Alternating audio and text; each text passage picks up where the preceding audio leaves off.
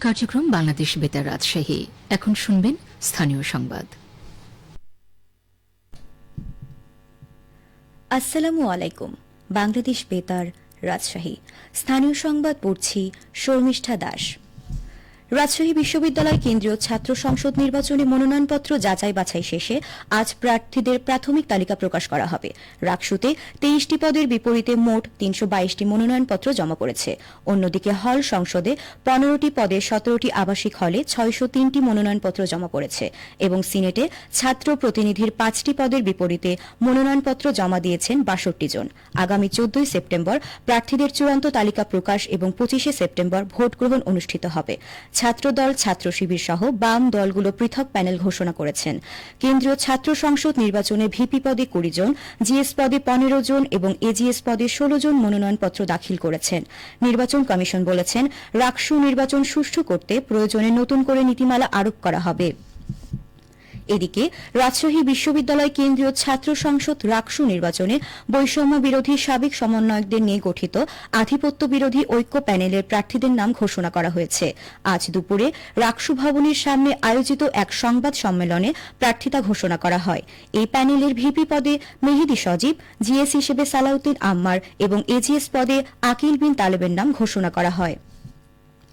নাটোরে জুলাই গণ অভ্যুত্থানে প্রাণ হারানো শহীদদের স্মরণে স্ট্রিট মেমোরি স্ট্যাম্প নির্মাণ কাজ শেষ হয়েছে।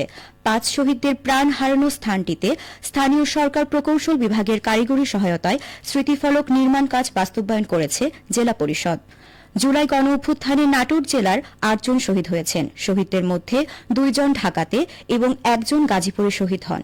অবশিষ্ট 5 জন সাবেক সংসদ সদস্য শফিকুল ইসলাম শিমুলের শহরে পিটিআই সড়ক এলাকার বাড়িতে অগ্নিদগ্ধ হয়ে মারা যান।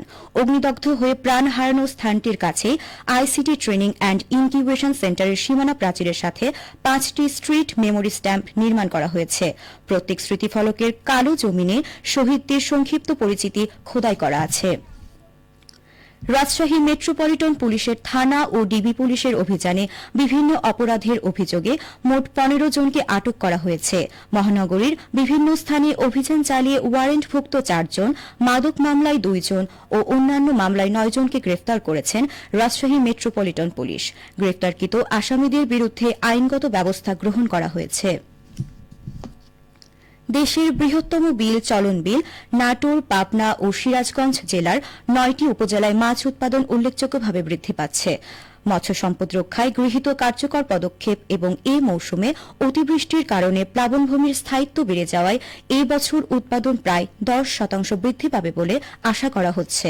চলন বিলে প্রতি বছর প্রায় 65,000 টন মাছ উৎপাদন করে দেশের মোট মাছ উৎপাদনের 14% সরবরাহ করে থাকে।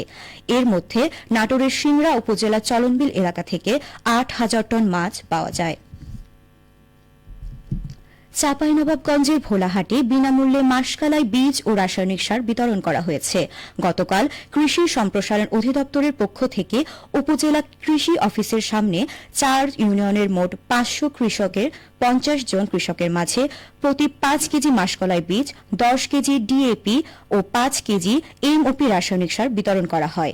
খরিফ 2 মৌসুমে 2025-26 অর্থবছরে মাসকলাইয়ের আবাদ ও উৎপাদন বৃদ্ধির লক্ষ্যে প্রণোদনা কর্মসূচির আওতায় কৃষকদের মাঝে কৃষি প্রণোদনা বিতরণ করেন উপজেলা নির্বাহী অফিসার মোহাম্মদ মনিরুজ্জামান। স্বাগত বক্তব্য রাখেন উপজেলা কৃষি কর্মকর্তা কৃষিবিদ মোহাম্মদ সুলতান আলী।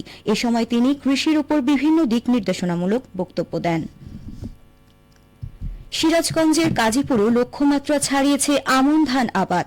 কৃষকেরা এখন ব্যস্ত সময় কাটাচ্ছেন আমন ধানের পরিচর্যায়। কাজীপুর উপজেলা কৃষি অফিস সূত্রে জানা যায়, চলতি আমন মৌসুমে সিরাজগঞ্জের কাজীপুর উপজেলায় আমন ধান আবাদের লক্ষ্যমাত্রা ছিল 10,900 হেক্টর জমিতে। সেখানে আবাদ হয়েছে 11,000 হেক্টর জমিতে, যা লক্ষ্যমাত্রার চেয়েও বেশি।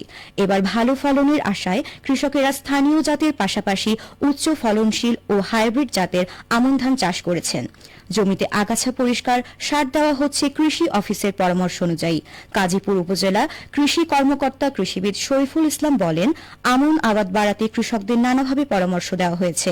কৃষি প্রণোদনা কর্মসূচির আওতায় বিনামূল্যে প্রদান করা হয়েছে সার ও ধান বীজ। এছাড়াও ফলন বাড়াতে কৃষকদের নানাভাবে সহায়তা করা হচ্ছে। সবশেষে আবহাওয়া। আজ দুপুর 2টায় রাজশাহীতে তাপমাত্রা ছিল 34.6 ডিগ্রি সেলসিয়াস। এ সময় বাতাসে আপেক্ষিক আর্দ্রতার পরিমাণ ছিল 65%। রাজশাহী ও পার্শ্ববর্তী এলাকায় আজ সূর্যাস্ত সন্ধে 6:14। সংবাদ শেষ হল। আমাদের পরবর্তী সংবাদ বিকেল 4:05।